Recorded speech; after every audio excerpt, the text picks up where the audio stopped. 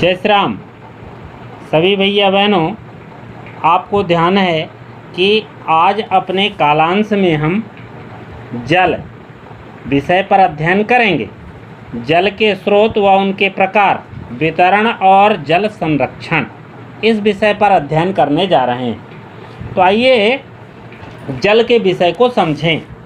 मूलभूत रूप से जहाँ पर जल नहीं है, जिन ग्रहों में जल है नहीं, वहाँ पर जीवन नहीं पाया जाता। पृथ्वी को इसीलिए अपन जीवनधारी ग्रह कहते हैं, क्योंकि यहाँ जल की उपलब्धता है। जल एक मूल्यवान संपदा है जिससे हमारी मूलभूत आवश्यकताओं की पूर्ति होती है। मनुष्य के जीवन में स्वयं 70% जल पाया जाता है। जल के 4 प्रमुख स्रोत हैं।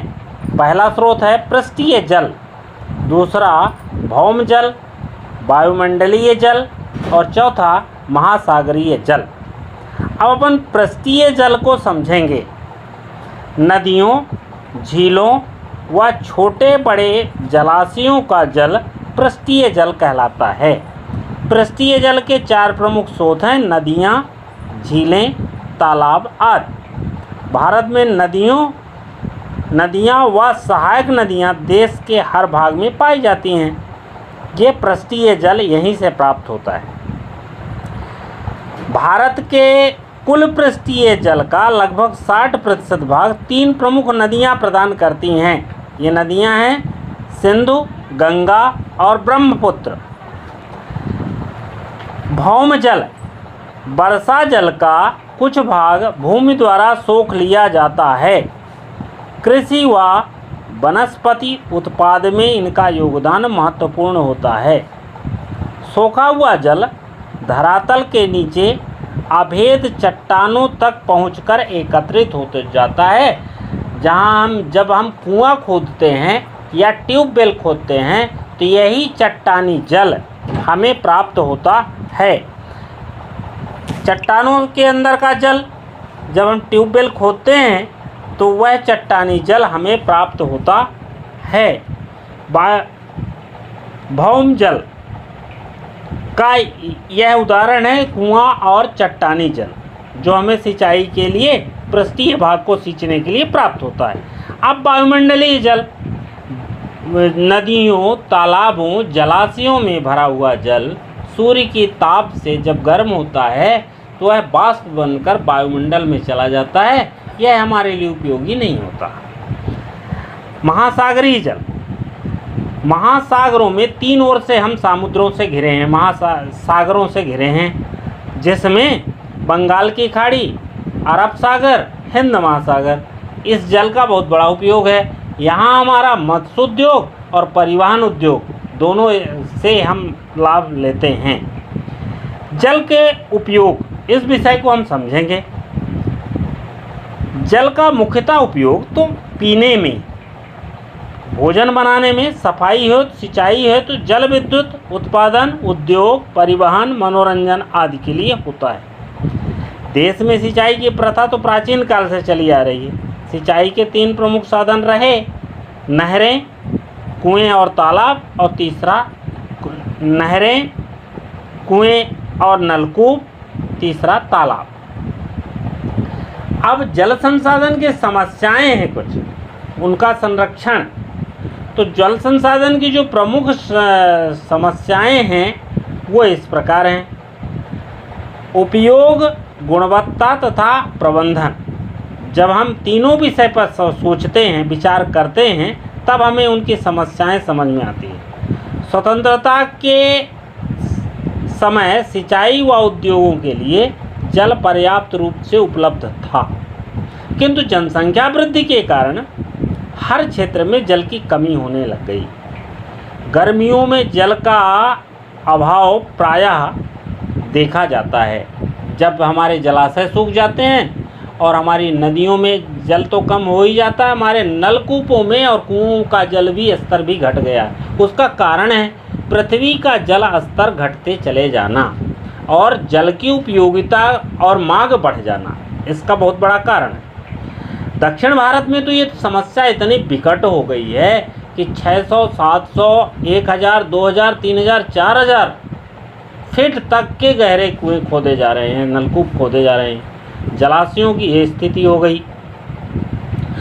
अब जल संसाधनों की सीमित आपूर्ति, जल संसाधनों की सीमित आपूर्ति, तेजी से बढ़ती हुई मांग और उसकी असमानता उपलब्धता के कारण इसका संरक्षण आवश्यक है।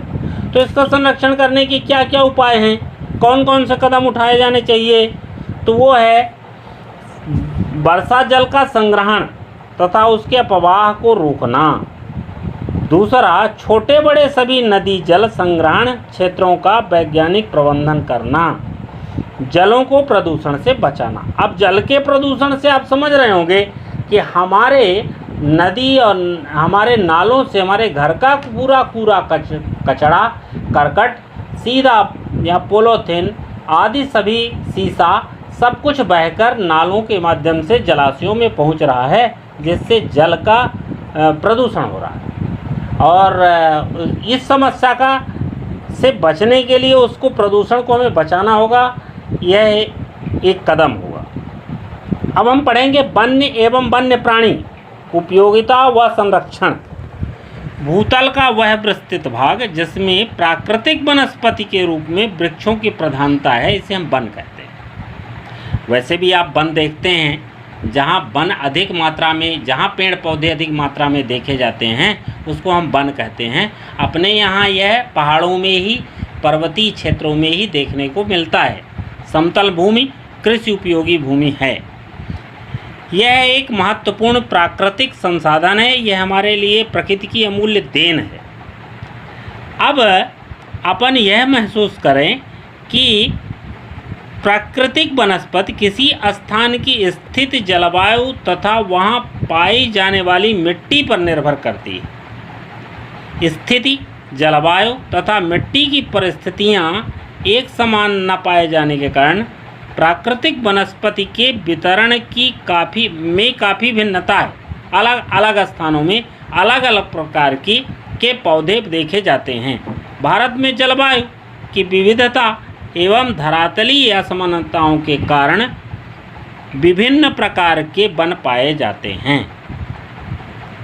अब भारत में सर्वेक्षण के अनुसार हमारे देश में पेड़ पौधों को लगभग 47,000 प्रजातियां हैं, जिसमें 5,000 प्रजातियां भारत में ही पाई जाती हैं। वितरण के आधार पर भारतीय वनों के निम्नलिखित प्रकार हैं। नंबर 1, उष्णकटिबंधीय सदाबहार वन। 2, मानसूनी वन। यह दो प्रकार के होते हैं, आर्द्र मानसूनी वन और शुष्क मानसूनी वन। तीसरा, मरुस्थलीय वन। चौथा, डेल्टाई वन। पांचवा, हिमालय पर्वतीय वन। पिछली कक्षाओं में वन्य जीवों के विषय में आपने अध्ययन किया है, कौन कौन से वन्य जीव कहाँ कहाँ पाए जाते हैं, इसलिए इस कक्षा में इसका उल्लेख करना उचित नहीं होगा। भारतीय अर्थव्यवस्था में वनों का क्या महत्व है, अब इस विषय को हम समझेंगे। वास्तव में भारतीय अर्थव्यवस्था में भारत में वन संपदा देश के भौगोलिक क्षेत्रफल का 20.64% है। यह विश्व के वन का 1.7% भाग है। देश में प्रति व्यक्ति वन क्षेत्र 0.11 हेक्टेयर है। यहाँ विभिन्न प्रकार के वन पाए जाते हैं। इन वनों में कठोर लकड़ी के वृक्ष अधिक पाए जाते हैं। Doctor P.H. चाटरवर्थ के शब्दों में वन राष्ट्रीय संपत्ति है और सभ्यता के लिए इनकी नितांत आवश्यकता है। ये केवल लकड़ी ही प्रदान नहीं करते, बल्कि कई प्रकार के कच्चे माल, पशुओं के लिए चारा तथा राज्य के लिए आय भी पैदा करते हैं।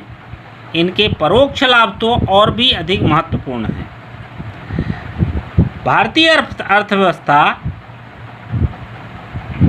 प्रकृति प्रेमी बेकन ने कहा है कि वनों से हम ऑक्सीजन, पानी, भोजन, जलवायु, भू क्षरण को रोकने की क्षमता और लकड़ी प्राप्त करते हैं। वृक्ष लगाना न केवल आर्थिक दृष्टि से उपयोगी है वरन पर्यावरण की शुद्धि के लिए भी आवश्यक है। तो भारतीय अर्थव्यवस्था के संदर्भ में वनों को दो भागों में बांटा गया है, प्रत्यक्ष और अप्रत्यक्ष। तो वनों के प्रत्यक्ष लाभ क्या हैं? तो वनों के प्रत्यक्ष लाभ लकड़ी प्राप्त करना, सहायक उपजों की प्राप्ति करना, आधारभूत उद्योगों के लिए सामग्री प्राप्त करना, जानवरों के लिए चारागाह, रोजगार की प्राप्ति, विदेशी मुद्रा की प्राप्ति, लघु उद्योगों में सहायक, सरकार को राजस्व। वनों के जो अप्रत्यक्ष लाभ हैं, मिट्टी के कटाव में कमी, ये जो हमें दिखाई नहीं देते परंतु ये करते हैं। जलवायु को सम बनाए रखना, अर्थात वन हवाओं के प्रभाव को कम करते हैं, ठंडी और गर्म स्थिति को बदलते हैं।